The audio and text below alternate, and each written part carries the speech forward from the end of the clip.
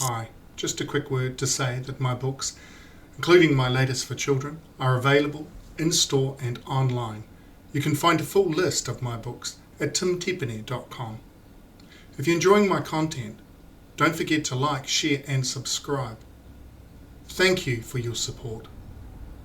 Now back to the video. A whole lot of talking but no change. That is very common. You can listen to some people and they just go on and on, but there's no change. It is a criticism of talking therapies. It comes up a lot with counselling and psychotherapy and different talking therapies like that.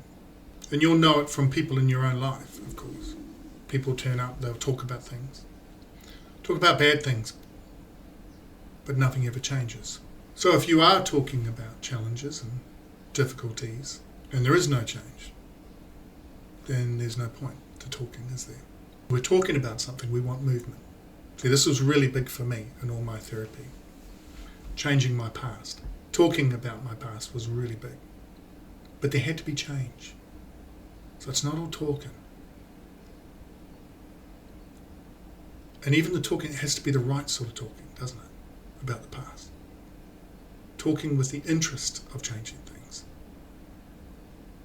Some people just bang on and on, talking about challenges or difficulties, but they don't do anything to actually make a change.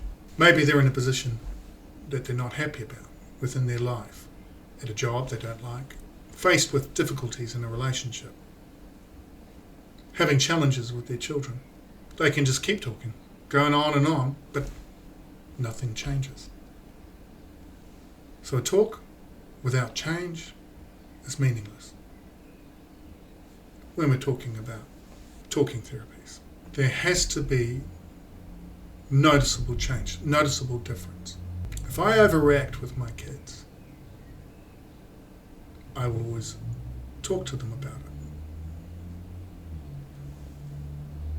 So in the past, when they were little and I overreacted, I would sit them down, I would apologize, and I would talk to them about it. Same with my relationships. Now, there had to be change. It couldn't keep going. If I overreacted and got big, now when I say overreacted, I'm not talking about hitting, I'm talking about, angry bear, big voice, grumpy, over the top, red face, yelling. Not good. That's abusive in itself, really. And a lot of the time, it wasn't pointed at them. It was just, it's big. I think there's a time and a place for being big. If someone's picking on you, trying to hurt you, it's time to be big. That's a good time. Right? Or if someone really did something majorly wrong, it's time to be big. I've got no problems with that. So there is a place for it. There is. It's a fire aspect, isn't it? There is certainly a place. And I've used it like that. There have been times where I've used it. And that's good. So I mentioned abusive, but it can be done abusively.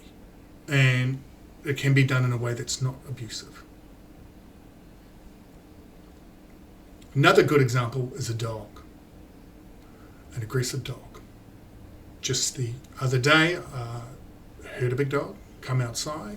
There's a family walking down the road and a big stray dog starting to have a go at them, starting to come up to them, growl. Well, I go out there and turn on the angry bear. And, the dog runs away. So there is a place for the angry bear and it is needed. The other incident I remember was a man that was off his face on P, crystal meth. He was fighting with his partner and he had their baby, small baby. And he was very angry with her. She was on one side of the car, he was on the other. He wouldn't give the baby back to her. So he raised it in the air and he was going to throw it down on the concrete. I was some distance away. But boy, I moved fast.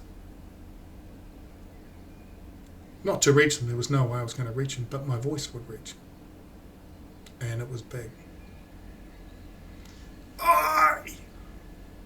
No! It stopped them, made them look straight at me. And I continued, you put that baby down. Carefully. And he did. So there is a place for the angry bear. But sometimes it comes out when we're frustrated. And for me it did. I had to take responsibility for that. When I overreacted with my kids, I had to take responsibility, so I'd have to sit them down and talk to them about it. A lot of the time, I talk about how I was parented and how that I'm still learning and changing. But then I had to make sure that it didn't happen again. So there was this gradual growth from when I became that parent. There was this gradual growth of me handling myself even better. Like I had already done a lot of growth before I got to that point. But when you become a parent, it's a whole new ballgame, as parents know. And so then I got better and better at handling myself, at managing my emotions, managing my reactions. And so every time I apologised, it was meaningful because I made sure I changed. Same with my relationships in the past, whenever I made a mistake and I stuffed up, I would have to take responsibility but change. It's always changing. If it's not happening, then the apology doesn't mean anything. If someone says sorry, they have to change. If they say sorry and go into this big long-winded talk about how difficult their childhood was and how difficult life is and how hard they're finding it, and if they don't change, then the apology and the talk means nothing. If they do not change, the apology and the talk means nothing. It's the same for us. If we're apologising and we're doing these big long-winded talks, if we're not changing, it means nothing. And if our life is not the way we want it, don't keep talking about it. We have to actually do the change. We have to make the change. If you're living in a place where you don't like, get out, move out. If you're at a job you don't like, start making those changes. Sometimes the change is in us, the way we perceive things. So for example, in relationship, one person can change to the point that it creates a change in the other person. That is possible. But only if the other person's willing. If they refuse to change, and refuse to allow you to change, then you may need to take that change even further. Couples counselling, sadly the relationship may have to end, because talking has to mean change. It has to change. You can't keep whinging or whining. It must change. Talking is very important. It allows you to bring out your thoughts and allows you to offload. That's very important. But if there are things that need to be addressed, things do need to be changed, then that must happen. And there's a lot of physical things that we can do. It's like anger. There's a lot of physical things that we can do with our anger to help us control it. Martial arts was really good for me. It gave me restraint. It gave me these boundaries that I was not allowed to act out of. That was brilliant. But it also gave me a huge outlet physically. You can go for runs, you can go for walks, you can work out in the gym, you can go to, get out there in the garden, you can do yoga, you can do breathing. There are so many things. Housework. There are so many things that we can do to help us change. You know the change, right? You get out there, you do a run, you come back, man, the way you feel is remarkably different from when you first got up or before the run. So there's other things that we can do too that will create change. I'm just conscious though of a lot of talk and no change. I've had a lot of people that I've worked with over the years. A lot of talk, no change.